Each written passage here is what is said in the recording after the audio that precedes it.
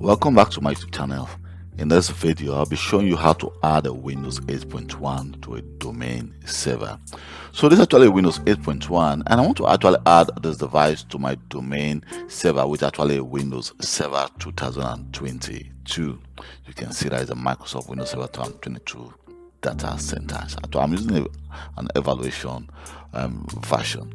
So here we need to actually just go to on our system, on our control panel, we need to click change settings, and then from here we can now click change, and here you need to actually enter the domain name. Just click domain and enter the domain name, which is kelvglobal.com, and then click OK.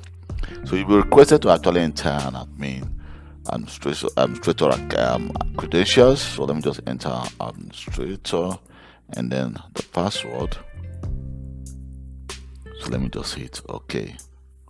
So you can see it says welcome to kelvglobal.com. Just click OK, and now we can now just restart our device. So that is how you actually join the Windows 8.1 to a domain server without any issue. Bye.